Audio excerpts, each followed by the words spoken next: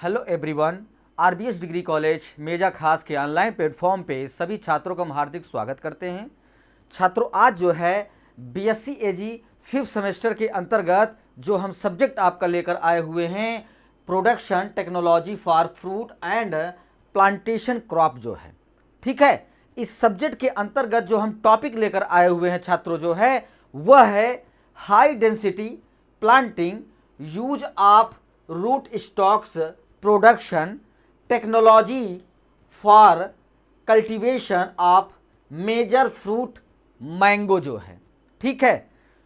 तो इसका शाब्दिक अर्थ यह होता है छात्रों जो है कि उच्च घनत्व रोपण प्रमुख फलों आम की खेती के लिए रूट स्टॉक उत्पादन प्रौद्योगिकी का उपयोग हम किस तरीके से करेंगे छात्रों जो है, आज हम इस टॉपिक पर जो है अध्ययन करने चल रहे हैं। इसका अर्थ यह होता है छात्रों जो है कि जो आपके उच्च घनत्व रोपण है जो है, जो हाई डेंसिटी है, किसी भी पौधे की या फल हो या सब्जी हो या जो है धान हो गेहूं हो, अगर इन फलों की गुणवत्ता को जो है बिना प्रभावित किए हुए किसी दूसरी प्रजाति की जो है वैरायटी को उत्पन्न करना ही जो है आपकी हाई डेंसिटी प्लांटिंग कहलाता है छात्रों। मतलब कहने का अर्थ ये है कि उस प्लांट की जो है, उस फल के जो है वृक्ष की गुणवत्ता को बिना प्रभावित किए हुए आप जो है किसी नई प्रजाति की जो है एक वृद्ध करना ही जो है आपका उच्च घनत्व रोपण कहलाता है छात्रों। और आपका जो प्रमुख फलों के आम की खेती का रूट स्टॉक है जो है, वो प्रौद्योगिकी का उसका उपयोग किस तरीके है, उसमें कौन कौन सी जो है प्रजातियां जो है वैरायटियां प्रयोग की जाती हैं जो है, या उन्हें क्या कहते हैं लाकर उस वृक्ष से फल पैदा किया जाता है, आज हम लोग जो है उसके विषय में अध्ययन करेंगे छात्रों जो है, ठीक है। आइए स्क्रीन पर चलते हैं।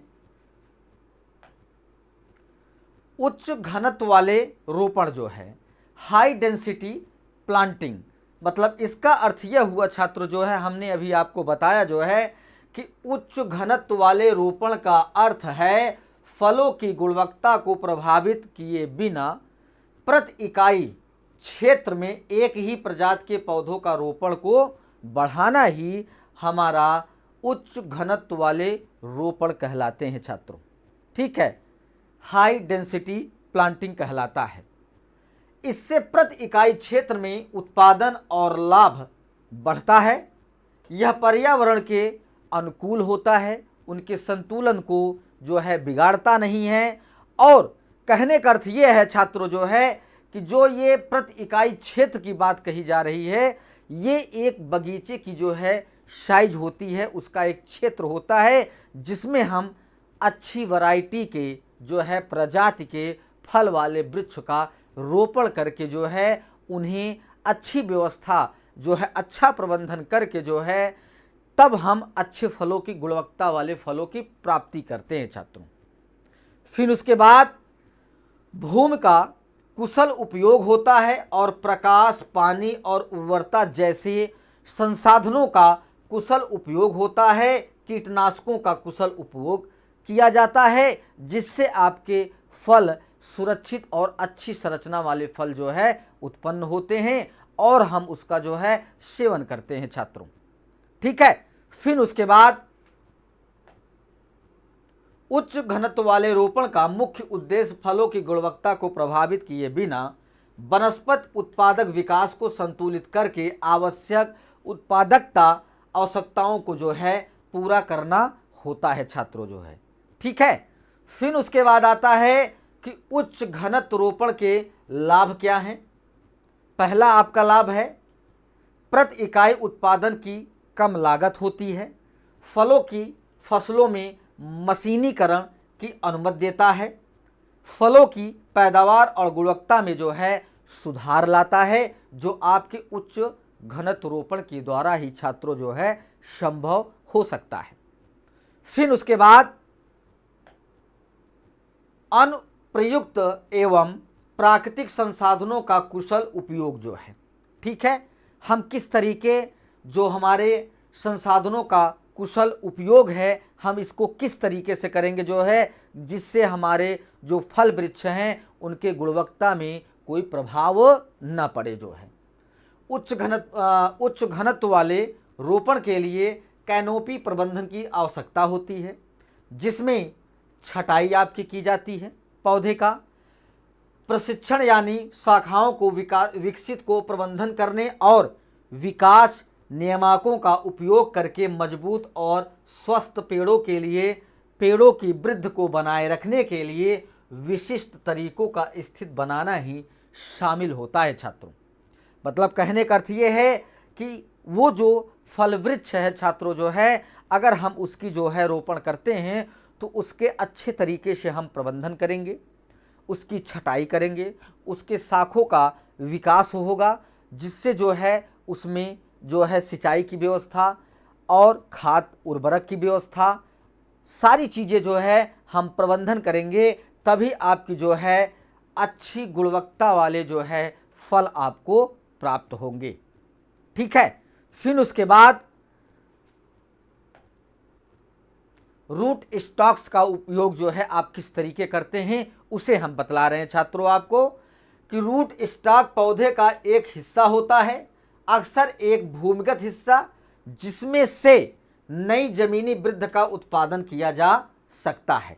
मतलब जो हमारा रूट स्टॉक होता है छात्रों जो है, जो पौधे के तने होते हैं, वो जब क्या कहते हैं वृद्धि करने के जो है अगर अनुमति मिलती है उन्हें जो है, तो वहाँ पे जो पौधे से आप रूट स्टॉक कर रहे हैं वहाँ पे उस पौधे का ही हिस्सा होता है, जहाँ पे दूसरी टहनी पर उसे रूट स्टॉक किया जाता है।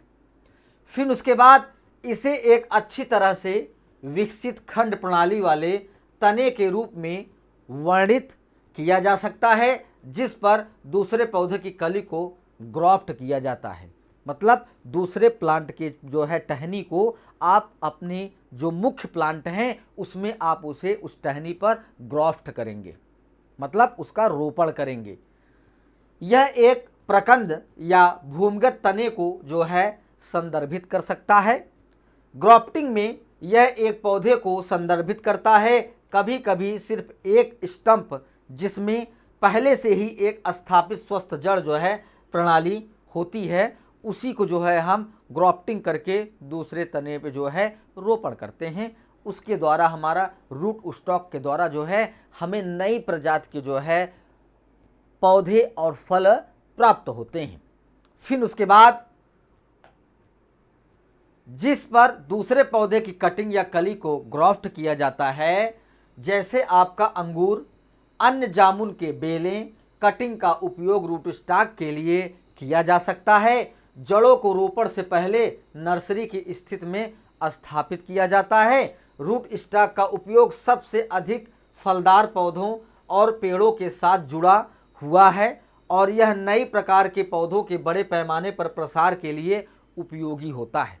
मतलब कहने का अर्थ ये है छात्रों जो है कि हम रूट स्टॉक के द्वारा किसी मुख्य फसल या मुख्य पौधे के जो है प्लांट पे हम नई कोई प्रजाति के जो है टहनी को उसको ग्राफ्ट करते हैं, रोपण करते हैं।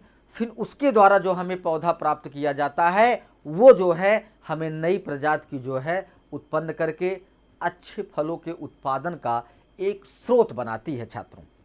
ठीक है। फिर उसके बाद आपकी भूमिका आती है, किस तरीके हमारा जो है फल वाले वृक्ष जो है हमारी भूमिका को अदा करते हैं हमारे भारतवर्ष में। जैसा कि आम जो है फलों का राजा कहा जाता है, ये जो है छात्रों आप लोग को पता है कि आम भारत का मुख्य फल फसल है और उसे फलों का राजा भी माना जाता है। रुचिर, स्वाद, अच्छी महक, आकर्षक सुगंध के अलावा इसमें विटामिन ए और विटामिन सी काफ़ी अधिक मात्रा में जो है पाया जाता है आम के फल में। फिर उसके बाद आम का पेड़ स्वभावतः कड़ा होता है, भिन्न भिन्न तरह की मिट्टी में उसे उगाया जा सकता है और इसके रखरखाव पर ही अपेक्षित लागत तुलनात्मक रूप से कम लागत आती है। मतलब हमारा जो खर्च है जो उसमें लागत है वो हमारा कम आता है छात्रों जो है, जिससे हमें लाभ ही मिलता है, नुकसान नहीं मिलता है। फिर उसके बाद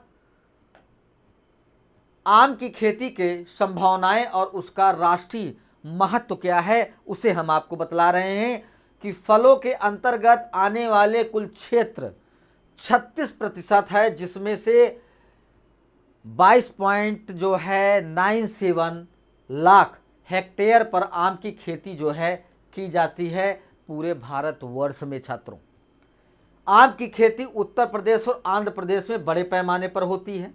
आम की खेती के कुल क्षेत्र में उक्त दोनों राज्यों में प्रत्येक का हिस्सा 23% होता है। इन दोनों राज्यों के बाद कर्नाटक, बिहार, गुजरात, तमिलनाडु में भी आम की काफ़ी मात्रा में जो है खेती की जाती है। फिर उसके बाद आम की खेती की तकनीकी जो उपेक्षाएं हैं, वैरायटियां हैं, उसे हम आपको बतला रहे हैं कि जलवायु आता है। आम को उष्णकटिबंधीय और उष्णीय जलवायु में समुद्र तल से 1400 मीटर ऊंचाई तक उगाया जा सकता है, बशर्ते कि पुष्पन अवधि के दौरान उच्च आर्द्रता, वर्षा, सर्दी न हो। आम की खेती के लिए वे जगह आदर्श हैं जहां अच्छी वर्षा और सूखी गर्मी रहती है, उन क्षेत्रों में बचकर रहना बेहतर होता है। मतलब कहने का अर्थ ये है छात्रों जो है कि जब आम का फ्लावरिंग होता है तो उस समय हल्का जो है सर्दी और हल्का गर्म मौसम रहता है, तब उसी समय जो है आपके फल में फ्लावरिंग का जो है शुरुआत होता है छात्रों। तो ये जो क्षेत्र होते हैं वहाँ पे ज़्यादातर आपके उष्णकटिबंधीय और उपोष्णकटिबंधीय जो है जलवायु में सबसे अच्छी जो है फ्लावरिंग आम की होती है छात्रों। फिर उसके बाद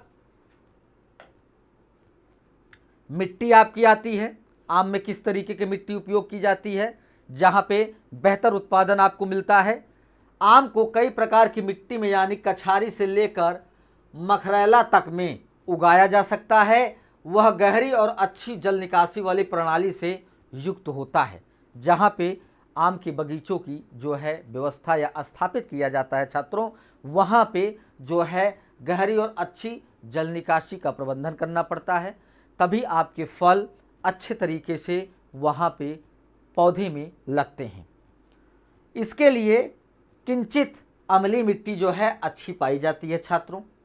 फिर उसके बाद आम की जो उपजातियां हैं उसे हम आपको बतला रहे हैं कि भारत में आम की लगभग 1000 किस्में हैं। केवल निम्नलिखित किस्में जी जो विभिन्न राज्यों में उगाई जाती हैं उसे हम आपको बतला रहे हैं। अल्फांसो ये वैरायटी है आम की छात्रों। फिर बंगलोरा, फिर बगनपल्ली, बम्बई, बॉम्बे ग्रीन, दशहरी, फजली, फर्नाडीन, हिमसागर, केसर, किशन भोग, लंगा, फिर मानखुर्द, फिर उसके बाद मलगोवा, नीलम, समर बेलिस्ट, चौसा, सुवर्ण रेखा, बनराज और जर्दालू, ये जो है आम की सबसे अच्छी वैरायटियां हैं छात्रों जो है, जो हमें फल जो है अच्छी गुणवत्ता वाले, अच्छी संरचना वाले, अच्छे स्वादिष्ट और सुगंधित वाले जो है वैरायटियों वाले जो है फल देते हैं। ये प्रजातियां हैं आम की छात्रों जो है।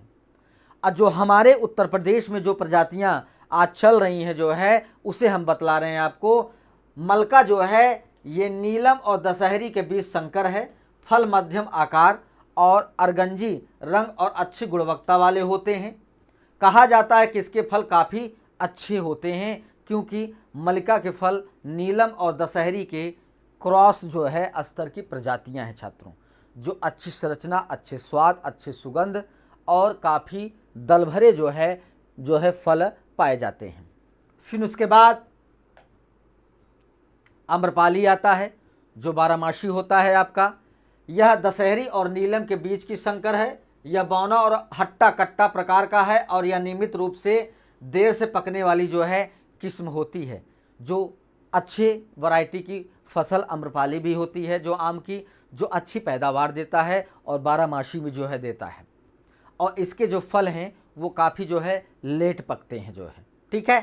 फिर आता है मंगीरा जो है, यह रुमानी और नीलम के बीच की संकर है। यह अर्ध हट्टा कट्टा प्रकार का है और नियमित रूप से फलने वाली है। फल मध्यम आकार के होते हैं। छिलके का रंग हल्का पीला, गूदा सख्त और रेशा रहित है। यह स्वाद में बहुत मीठा होता है।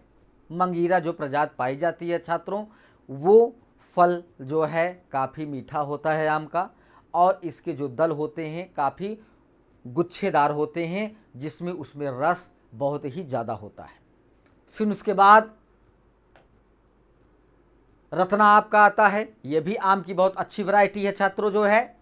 यह नीलम और अल्फांसो के बीच का हाइब्रिड जो है प्रजाति है। यह नियमित रूप से फलने वाली है और स्पंजी ऊतक से मुक्त है। फल मध्यम आकार के होते हैं। फिर आपका आता है अर्का अरुणा जो है। यह बग्गनपल्ली और अल्फांसो के बीच का हाइब्रिड जो है एक प्रजाति है। यह नियमित रूप से फलने वाली है और ऊंचाई में बौना है। प्रति हेक्टेयर 400 पौधे उगाए जा सकते हैं एक बगीचे में जो है छात्रों। ठीक है। फिर उसके बाद अर्का पुनीत आपका आता है।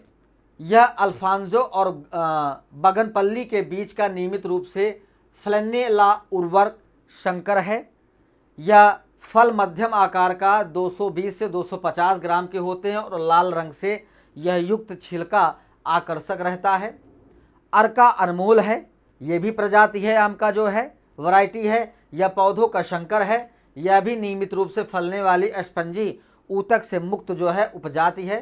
पकने पर फल एक समान पीला दिखाई देता है, मतलब पकने के बाद जो उसके ऊपर के दल आवरण होता है वो पीले रंग का हो जाता है।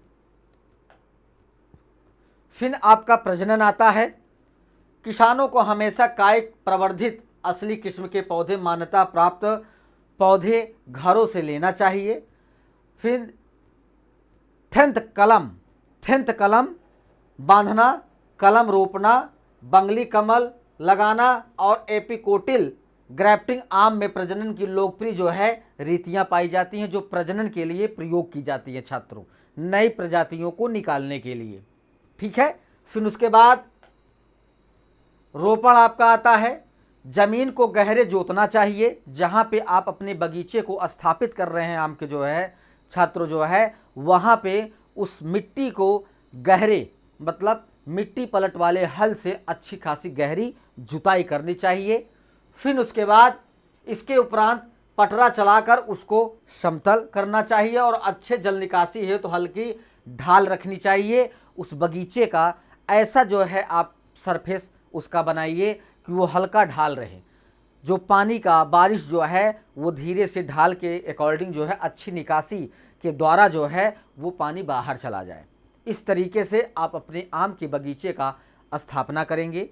फिर उसके बाद रोपण की दूरी के क्षेत्र के आधार पर भिन्नता 10 एम जो है इंटू 10 एम से 12 एम और 12 एम होती रहती है, जो पौधे की रोपाई की जाती है, जो उसकी पौधे की दूरियां होती हैं। ठीक है। वहाँ पे जो है 10, 10 और 12 एम जो है आप जो है उसकी दूरी रखेंगे, लंबाई और चौड़ाई जो है। तो फिर वहाँ पे आप जो है पौधे का रोपण अच्छे तरीके से कर सकते हैं। सूखे क्षेत्रों में जहाँ वर्धन कम है यहाँ दूरी 10 से 10 एम रहती है, जबकि उच्च वर्षा और उर्वरता मिट्टी के क्षेत्रों में जहाँ अधिक कायिक वृद्धि होती है वहाँ पौधों को एक दिशा से बढ़ाना, उसकी काट छाट भी जो है बहुत ज़रूरी होती है। मतलब कहने का अर्थ ये है छात्रों कि जो आप अपने आम के बगीचे की जो स्थापना कर रहे हैं उसके पौधे की दूरी जो है एक तरीके से 10 एम से 12 एम जो है मतलब लंबाई और चौड़ाई आपको रखना पड़ेगा एक पौधे का जो है। ठीक है। फिर उसके बाद पौधे को एक दिशा से बढ़ाना और उसकी जो है काट छांट करना, छटाई करना जो है।